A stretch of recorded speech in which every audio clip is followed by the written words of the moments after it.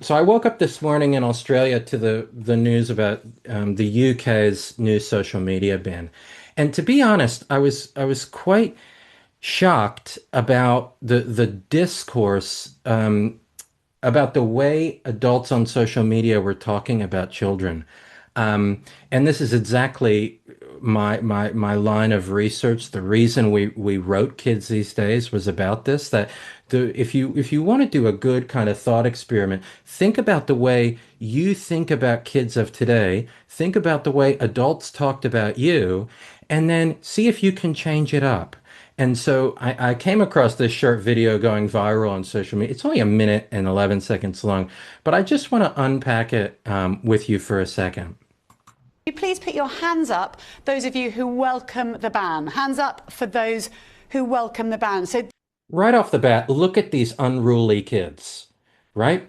In uniform, seated perfectly, gutter punks is what we used to call them, or rat bags.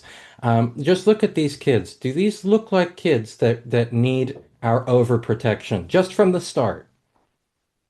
this just gives you an idea. I think it's pretty fair to say that most of these students there, 11 to 14, most are pretty disappointed with the ban. Let's just come over to you, Isabella. Tell me how you felt when you heard the Prime Minister say no more social media for you. I didn't think it would actually happen. I kind of believed that he'd chicken out of it and give it more time or more consideration, but he seems pretty sure of it, and I'm not sure if I agree with him.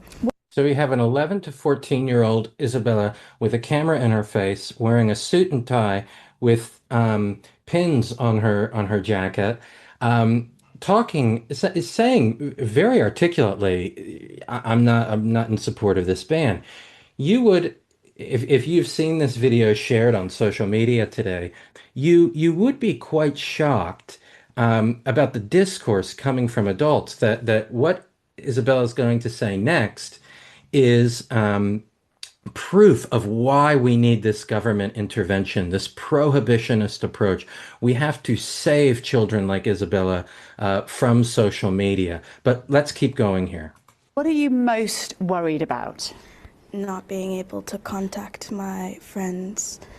I don't know what will happen and how it will happen, or whether if there's some technicalities to what apps are restricted, but So right off the bat, we're talking to the kids right now, and this young person, Isabella, says, I'm mostly concerned about contacting my social network. What do we know about social connection? It's the cornerstone of health. And well-being. Additionally, there's a reason why human rights organizations are not for these bans. There's a reason why most disability advocacy groups are not for these bans. They will drive youth away from social connection. So even though R-rated movies exist, we don't ban all movies. Even though there is some really creepy stuff on social media and a lot the tech companies can answer for, this approach is problematic. More so, it's always wrapped up in protecting the kids. But look at this child. Like, let's keep going for a second. I use most of my social media to contact my parents and family. I mean, I think it's worth reminding people. Earlier, we looked at screen time. What was your screen time over the weekend? 9 hours. Whoa. By the way, how much research do we really have that screen time is linked to youth mental health? The answer, very little. And very little that actually suggests it is well, there's no evidence to suggest that it's causal to youth mental health. There's sometimes very small correlations. There's also times that screen time and access to social media increases well-being through that social connection.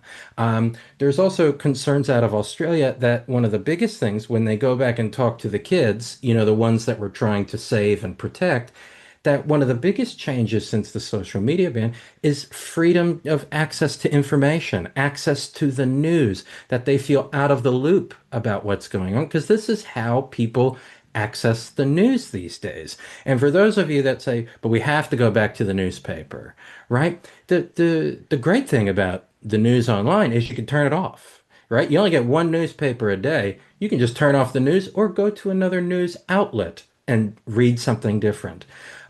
So this narrative that we've seen growing over the last few years, it simply doesn't add up. But this what is coming up is the best part of this interview. And it's the part that I've heard adults complain about so much this morning on social media. So Isabella has said I was my screen time was 9 hours over the weekend. Hours. So suddenly you're going to have a lot more time to fill. And what will you do? Stare at a wall. This is comedic brilliance. Also, this, whoever is behind the camera here, I want you just to watch this and think that you're watching uh, Seinfeld. A lot more time to fill. And what will you That zoom in is perfect. The nod of the head is perfect with a subtle eye roll. This is brilliant. do? Stare. The closing of the mouth, it's And what will you do? Stare at a wall. hilarious. An amazing joke. An 11 to 14-year-old reading social cues. All these things that people are telling us, the kids can't talk to each other. This is hilarious. And people, I've heard them say, well, staring at a wall, this is criminal. What have we done to childhood? We've done nothing. What has happened is we haven't changed the way that we've always talked about children. And that means what will happen is that you will see this child and start blasting on social media using the very platform we're concerned for the kids and start talking about how awful this is, how terrible this is. I personally, I would be thrilled if this was my child.